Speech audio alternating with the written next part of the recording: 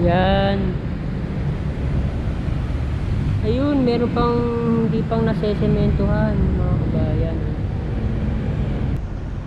Ito yung kalsada galing ng Padre Burgos. Yan, sarado pa rin mga kabayan.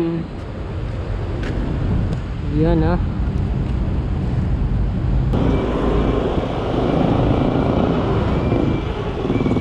Ayan, mag-update naman tayo ng Lagusnilad Underpass. Nasa ano tayo ngayon? Sa Carlos Palanca Senior Street sa San Miguel. Yan na yung ano, Quezon Bridge. Nasa Quiapo na tayo. Lulusot tayo dito. Ayan, yung mga handicrafts. Pasko na. Tayo mga parol. Christmas tree.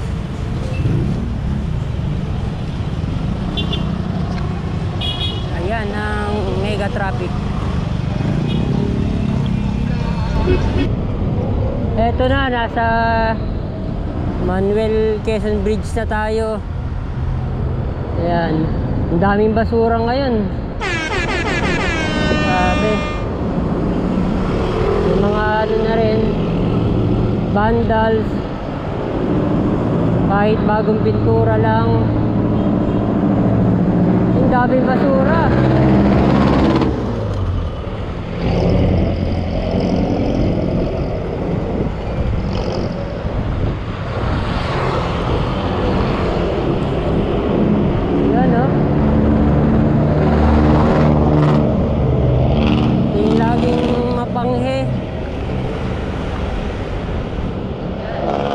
Buti pa sa Ayala Bridge, malinis-linis. Dito sa Quezon Bridge, madumi. Ganun pa rin halos yung ano, yung ginagawang footbridge. Yan.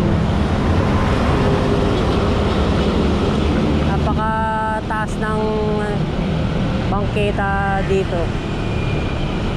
Yan ang Arroceros Forest Park, Metropolitan Theater, pakana ng Manila Post Office. At ito yung ginawang bahay ng mga informal settlers, itong waiting shed. Ayan o. Ayan yung Metropolitan Theater.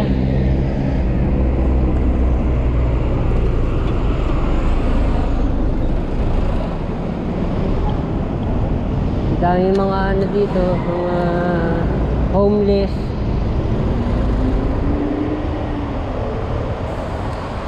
Ito na yung Liwasang Bonifacio. Yan, at Manila Post Office.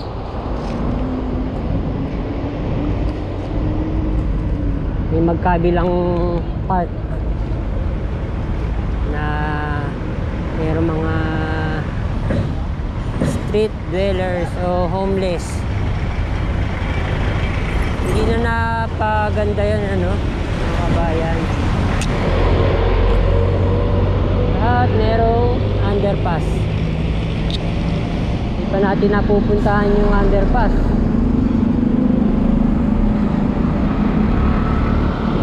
Ito na, Padre Burgos Avenue na.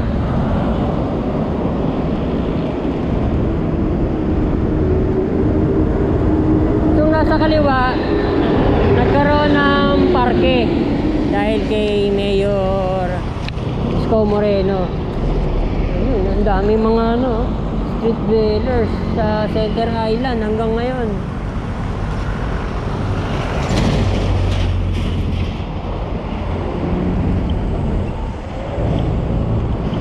Electric na trike.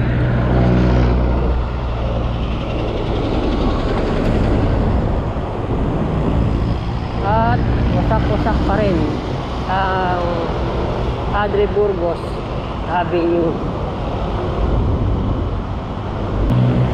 pa rin mga kabayan, mga sirang kalsada.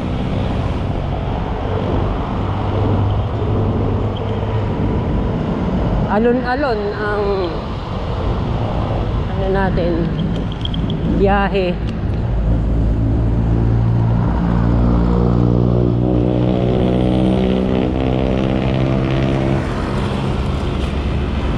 Wala na halos ganito sa ano, no, sa Japan,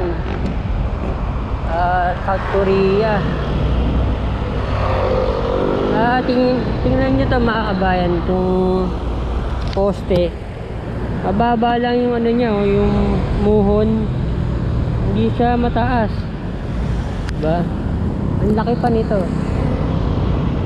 Pwede namang mababa lang ano.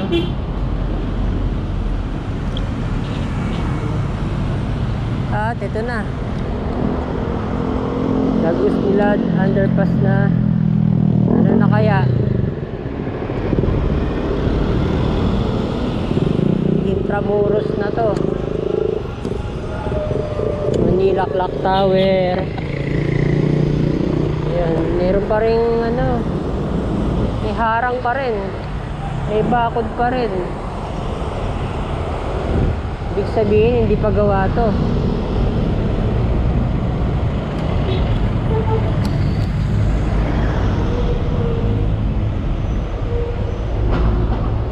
Wala pang nakakadaan.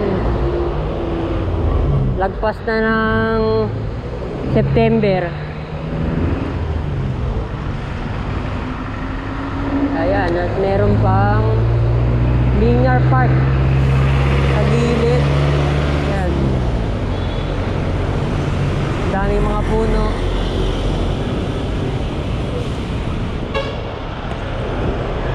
Ito palagi ko na papansin, ano? Masyadong nakalubog yung mga gutter. Ayan. Hindi siya pantay sa kalsada. Sayang din yung space. Pwedeng madaanan pag sobrang traffic.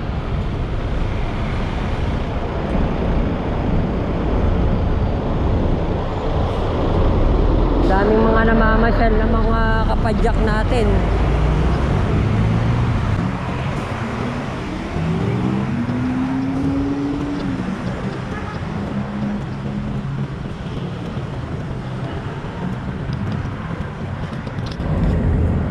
Pagdating dito, parang napakalawak ng Maynila, ng Pilipinas.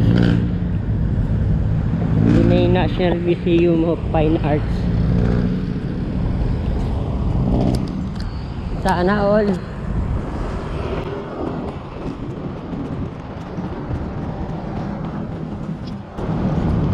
Merong bantayog ng Gombursa. Ayan.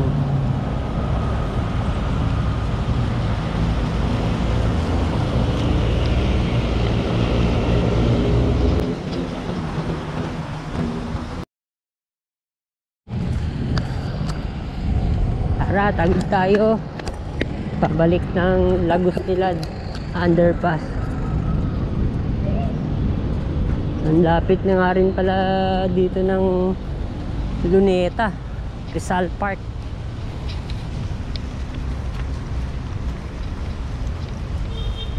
Yun, oh. Tara.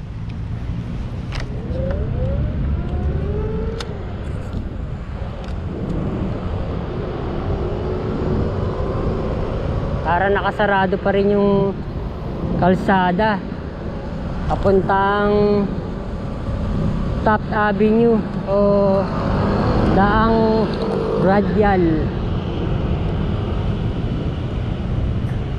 Tama, nakasarado pa nga.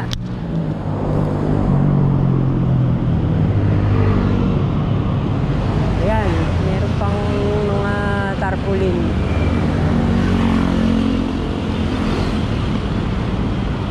Tingnan natin.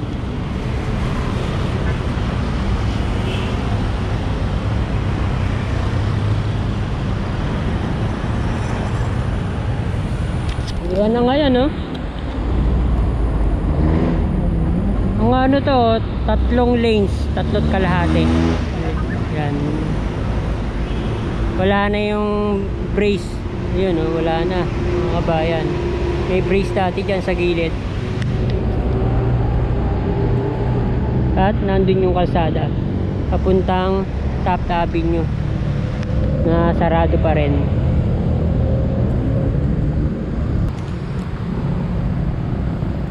Yan. Ayun, meron pang hindi pang nasesementuhan mga kabayan. Tingnan naman natin doon sa kabila. Tara. Ayan, ang daming mga nagbabike ngayon.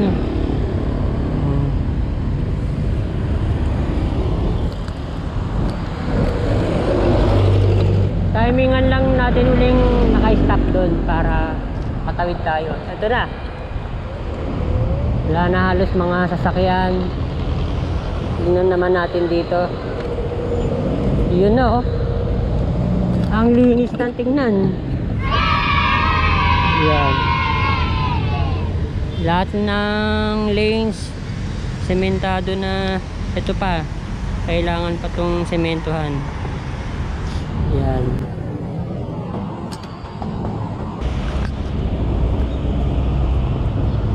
Kailangan nating bumalik doon sa kabila.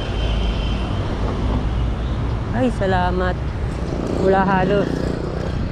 Thank you. Halos walang mga sasakyan. Ang ganda dito, ang daming mga puno.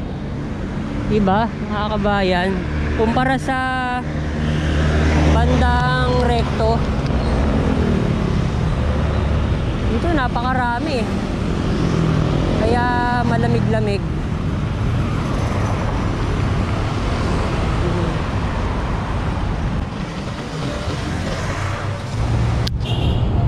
Sayang hindi na ano to, hindi na naituloy itong mga to. Ang ganda nito, mga clock tower, ginawang poste ng railings.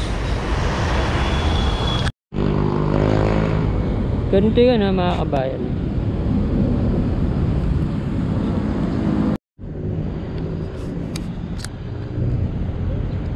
Nasa ano tayo nito, sa Daang Radial o Taft Avenue.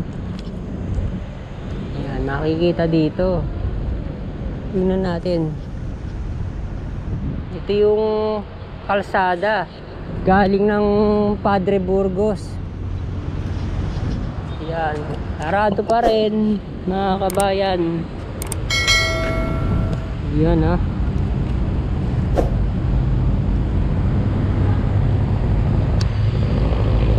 Kailan pa kaya magbubukas to? Mga ano pa to ah? Para mga 2 linggo pa to. O lagpas pa.